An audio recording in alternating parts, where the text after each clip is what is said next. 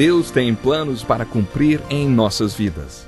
Essa é a mensagem de toda a Bíblia e é isso mesmo que estamos estudando aqui no Encontro com a Palavra, escrito pelo pastor Dick Woodward e narrado pelo pastor Edson Bruno.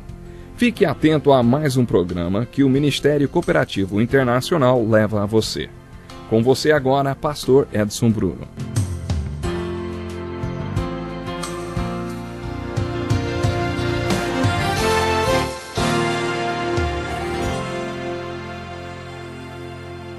Muitos já se dedicaram a elaborar um relato dos fatos que se cumpriram entre nós conforme nos foram transmitidos por aqueles que, desde o início, foram testemunhas oculares e servos da palavra. Eu mesmo investiguei tudo cuidadosamente desde o começo e decidi escrever-te um relato ordenado, ó excelentíssimo Teófilo, para que tenhas a certeza das coisas que te foram ensinadas. No tempo de Herodes, rei da Judéia, havia um sacerdote chamado Zacarias, que pertencia ao grupo sacerdotal de Abias. Seja bem-vindo a mais um Encontro com a Palavra.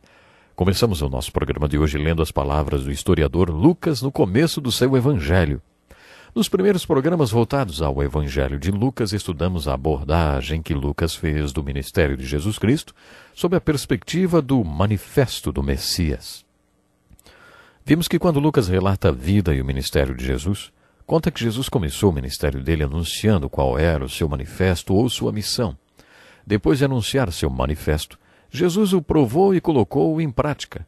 Depois ele se dirigiu a vários grupos de pessoas, aos apóstolos, aos líderes religiosos e, é claro, a mim e a você, lançando o seguinte desafio: vocês vão participar comigo da implementação ou da implantação e aplicação da minha missão? Já mencionamos em programas anteriores que a maioria dos líderes mundiais também tem um manifesto. Os comunistas têm um manifesto. Muitos anos antes deste manifesto ter sido escrito, ninguém fez nada em relação a ele. Havia 17 membros no Partido Comunista, até que apareceu o russo Lenin, autor do panfleto O que Fazer, no qual manifestava sua crença no manifesto comunista e a esperança de que os problemas do mundo seriam resolvidos através da aplicação daquele manifesto. Não seria bom se alguns discípulos de Jesus Cristo lessem o seu manifesto na Bíblia, encarassem as necessidades do mundo e escrevessem o seu próprio panfleto O que Fazer, baseado na sua esperança no manifesto de Cristo? Mas não foi assim que Deus guiou as coisas. Um discípulo de Cristo escrevendo para que outros discípulos o seguissem. Cada discípulo de Cristo tem de estar diante de Jesus, como o apóstolo Paulo fez, e perguntar: Jesus, o que o Senhor quer que eu faça? Para cada um de nós, Jesus tem uma resposta diferente. Entretanto, espero que, depois desse estudo do Evangelho de Lucas, o Espírito Santo faça no seu coração as aplicações desse manifesto para a sua vida. A minha oração é que o Espírito Santo desafie muitos dos que nos ouvem a serem hoje participantes da implantação do ministério de Jesus. Para você descobrir como aplicar esse manifesto na sua vida, pergunte em oração a Jesus: Senhor, o que devo fazer? Agora que nós já temos uma visão geral do Evangelho de Lucas, gostaria de abordar algumas passagens especialmente importantes das Escrituras que não foram registradas no Evangelho de Mateus. A primeira coisa que vamos considerar são os 120 versículos que o historiador Lucas usou para falar do nascimento de Jesus Cristo. Ele foi o escritor do Novo Testamento que forneceu mais informações sobre o nascimento de Jesus. Como já mencionei, Marcos e João não registraram nada referente ao nascimento de Jesus e Mateus só fez uma pequena menção. Apenas Lucas escreveu esse acontecimento em detalhes. Agora que vamos abordar esse assunto, eu convido a pensar no Natal com antecedência. Esses 120 versículos que falam sobre o nascimento de Jesus podem ser divididos em 6 tópicos. O primeiro fala sobre o nascimento de João Batista. A maioria dos profetas do Velho Testamento profetizou sobre a vinda do Messias. João Batista foi o último dos profetas messiânicos e o único que teve o privilégio de literalmente apontar para um homem que vinha pela estrada e dizer: vejam, é o Cordeiro de Deus que tira o pecado do mundo. O nascimento de João Batista foi um acontecimento sobrenatural, não tanto quanto o nascimento virginal de Jesus, mas envolveu um milagre, pois os pais dele já eram velhos quando ele nasceu. Seu pai era o sacerdote Zacarias e sua mãe chamava-se Isabel. Os dois eram muito tementes a Deus e andavam dentro das ordenanças e mandamentos do Senhor de maneira irrepreensível. Na minha opinião, este é um detalhe muito importante. Enquanto Zacarias cumpria seus deveres de sacerdote no templo, foi visitado pelo anjo Gabriel, que lhe deu uma grande notícia. Deus está pronto para se tornar homem.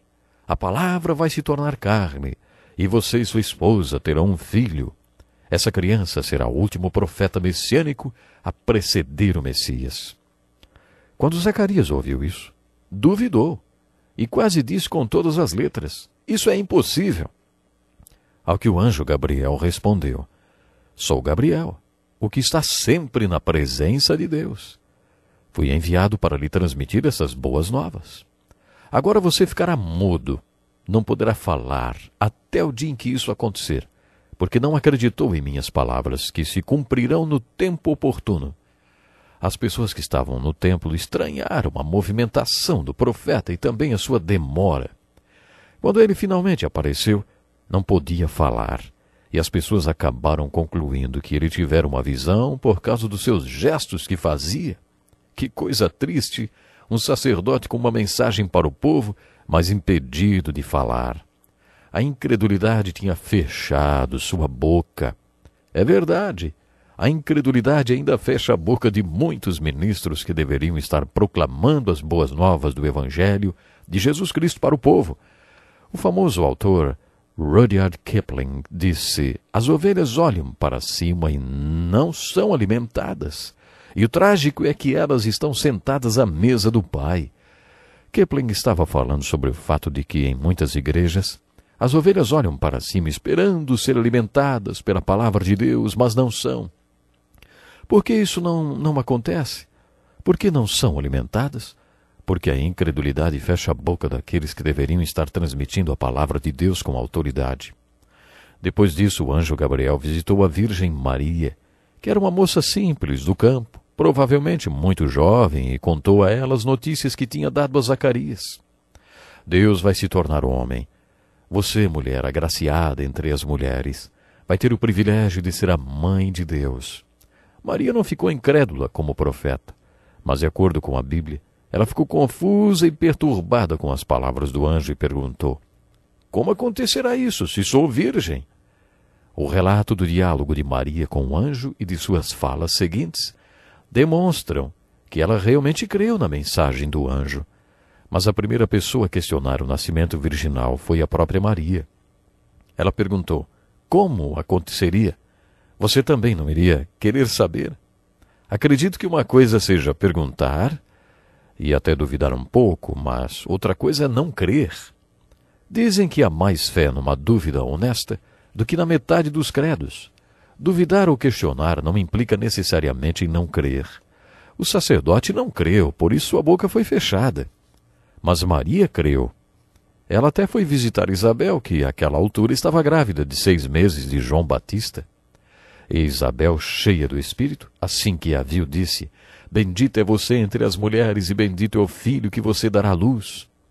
Maria não tinha dúvidas, mas no seu coração fazia indagações. Você já reparou que o relato seguinte do Evangelho de Lucas é referente a César, o imperador romano? Historiadores desafiam a veracidade desse relato. No 2º capítulo, Lucas diz: naqueles dias, César Augusto publicou um decreto ordenando o recenseamento de todo o Império Romano. Este foi o primeiro recenseamento feito quando Quirino era governador da Síria. Esse é exatamente o dado histórico questionado. Há alguns anos, os historiadores afirmaram que quando Quirino era o governador, o imperador era Otávio. Mas depois de fazerem algumas pesquisas, descobriram que esse homem tinha requerido ao Senado que seu nome fosse trocado para um outro título que o agradasse mais. Foi-lhe sugerido Augur, que sugere divindade, e ele gostou. Por isso seu nome mudou para César Augusto. Isso comprova a precisão do relato de Lucas. Esse imperador, que achava que governava o mundo inteiro, emitiu um decreto para que houvesse um censo para uma posterior taxação de todos os cidadãos. Todos deveriam ir à cidade dos seus antepassados para fazer o registro. Se isso fosse feito hoje, em algumas partes do mundo haveria um congestionamento monstruoso no trânsito, hein? Já imaginou se todo mundo tivesse que ir à sua cidade natal para pagar os impostos? Esse censo decretado por Augusto foi a providência de Deus em ação. Vocês estudiosos do Velho Testamento estão lembrados de Miqueias 5:2, que diz exatamente onde o Messias iria nascer? Em Belém. Em nosso primeiro contato com Maria na Bíblia, ela está bem longe de Belém. Ela está ao norte de Israel, num lugarzinho chamado Nazaré. Para que a profecia de Miqueias fosse cumprida, ela deveria estar em Belém. Se hoje você viajar para a Terra Santa, vai saber direitinho qual é a distância de Nazaré para Belém. Este decreto de César Augusto forçou Maria e José viajarem para a cidade de seus antepassados. Os dois deveriam estar em Belém para serem cadastrados. Deus usou esse decreto para cumprir uma profecia bíblica. No Evangelho de Lucas lemos que, enquanto estavam lá, chegou o tempo de nascer o bebê. Portanto, aconteceu que, enquanto eles estavam em Belém, o menino Jesus nasceu. Essa é uma das partes mais fascinantes da história de Natal relatada por Lucas. Havia pastores que estavam nos campos próximos e durante a noite tomavam conta dos seus rebanhos. E aconteceu que um anjo do Senhor apareceu-lhes e a glória do Senhor resplandeceu ao redor deles e ficaram aterrorizados. Mas o anjo lhes disse: não tenham medo. Estou lhes trazendo boas novas e grande alegria que são para todo o povo. Hoje na cidade de Davi lhes nasceu o Salvador, que é Cristo Senhor. Isto lhes servirá de sinal. Encontrarão um bebê envolto em panos e deitado numa manjedoura. Manjedoura era onde se colocava o alimento para os animais. Ninguém espera encontrar um bebê numa manjedoura, não é mesmo? A mensagem dos anjos para os pastores é a grande mensagem do Evangelho. Estou lhes trazendo boas novas de grande alegria, que são para todo o povo. Em todas as traduções da Bíblia é mencionado que a notícia é para todos. Quando você falar do Evangelho, não seja regionalista. O Evangelho de Jesus Cristo não é só para o Brasil, nem o cristianismo é uma religião do mundo ocidental. O cristianismo sempre foi para todo mundo. O cristianismo sempre foi para todos. A resposta dos pastores foi muito bonita. Vamos a Belém e vejamos o que aconteceu e que o Senhor nos deu a conhecer. Eles ainda não tinham visto, mas já diziam ver o que aconteceu e que o Senhor nos deu a conhecer. Então correram para lá e encontraram Maria e José e o bebê deitado na manjedoura. Estamos concluindo o programa de hoje. Você acredita nas boas novas do Natal? Você acredita no Evangelho? Pense nisso, hein? Até o próximo programa, não perca.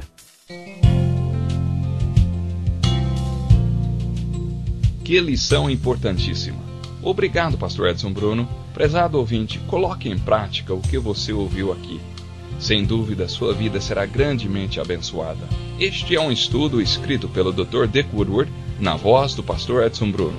Escreva-nos e solicite o material. Nosso endereço é Encontro com a Palavra, Caixa Postal 2011, CEP 89201-970, Joinville, Santa Catarina. Até o nosso próximo Encontro com a Palavra.